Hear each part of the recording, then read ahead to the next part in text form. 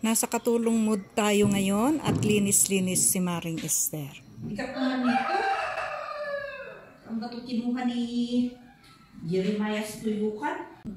Ang bigat. Mabigat itong public servant display niya, yung lagayan ng kanyang pangalan. Ayan o, ang bigat. Ano yan? Eagle. I think Nara, gawa yata sa Nara yan, kaya mabigat siya. At eagle ang kanyang display. Kailangan talaga yung gagawing pamunas dyan, yung kan, kasi ang daming curves. Nagpagawa siya ng ng TV, o ayan o. Kaya maalikabok ang bahay, hindi masyadong napunasan. Yan yung dati naming lagayan ng TV, pinalitan siguro kasi mabigat nga yun. Ito nga sinira yung sa ibabaw, kaya ayan, pagawa siya ng lagayan ng TV. General cleaning talaga, so lahat ng sulok-sulok, mga bedsheet, mga sofa cover, kailangan lagayan natin kasi punong-puno ng alikabok. Siyempre, ang alikabok makatiyan sa katawan. At the same time, diretso na lang sa washing machine, lalabhan, so magdo-double time tayo habang naghuhugas o nagwa-washing doon. Tayo naman ay magpupunas-punas, mag-dusting, magwalis-walis sa floor, kahit saang sulok, tanggalin yung mga upuan para hindi maipon yung dumi doon, at saka mag-mop-mop tayo. Laam ko no sino akin itlog siya. Nung magay-abot? Hindi ko rin magits eh. 500 kami. Hindi tayo nagluto. Trinay nating nag-order ng pizza at masubukan mo ang pizza nila kung masarap. Tsaka manok. Mahal ang pizza nila dito. Ayan, okay. Kain tayo. For lunch. Hindi na tayo nagluto. Nag-order na lang. Yan lang naman sa just beside us. Malapit lang.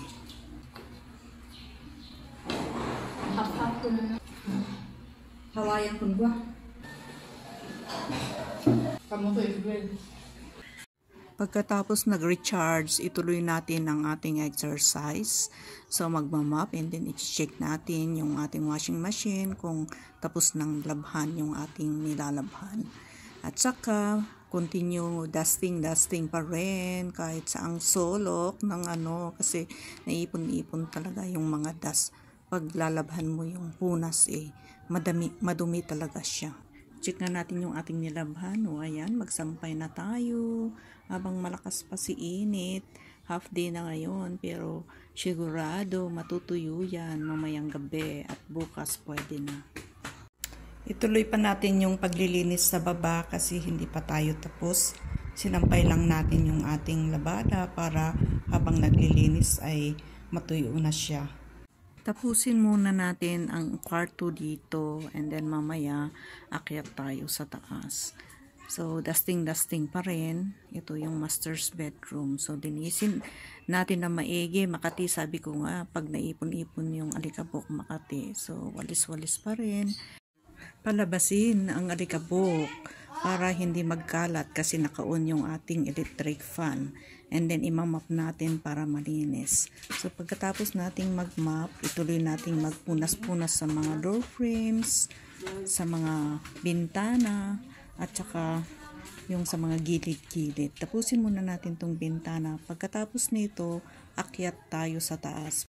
Sa kalabhan din yung mga bedsheet doon sa taas. Natamad ako kaya lang kailangan maglinis tayo. Dito naman tayo sa taas maglinis. Kailangan malinis ang buong floor bago tayo alis o uwi ng bahay.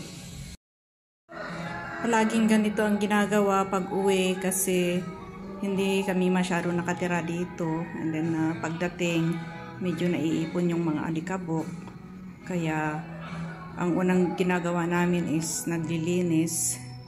Ang mga lalaki, hindi sila masyado sa linis. Pero si Mr. Tuyukan, malinis din yon. Palagi din siyang nag-general cleaning pag siya ang umuwi.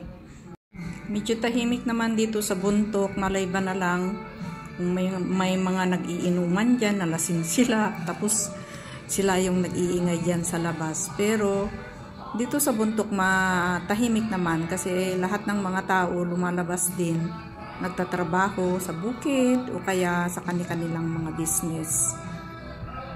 So, relaxing din.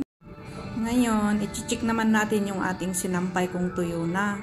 Tapos, itutupin natin. O, ayan, naglaba tayo ng senior citizens clothes. Itutupin natin and then dadalhin doon sa bahay ng aking katugangan sa Samuki. Mga damit pa niya, dyan sa likod ng mga blanket na yan. Lahat, hinakot ko lahat yung mga damit niya doon, nilagay sa upuan. At nilagay ko dyan sa washing machine. E di, tapos na ang labada. Doon pala ang Samuki, sa banda roon. Kaya lang, dalawang bagong bahay yung pinatayo dito sa katabi namin, kaya yung ganda-gandang view namin, blinak niya yung view namin doon sa river at saka doon sa Samuki, kaya hindi na namin masyadong nakikita doon. Dito na lang sa side na to. By the way, on that mountain, sa likod ng mountain na yan is already Sagada Mountain Province. So hindi nagkakalayo ang Sagada sa bundok, only 30 minutes ride. Sa lakas ng init, natuyo na rin kaagad yung ating sinampay. So, ito siya, tutupiin natin, aayusin natin. So, sangkatambak kanina, ngayon, ito na siya, maayos, at saka mabango pa, amoy downy. Ngayon, dadalhin na natin sa Samuki. Ito na yung senior clothes, ready to go!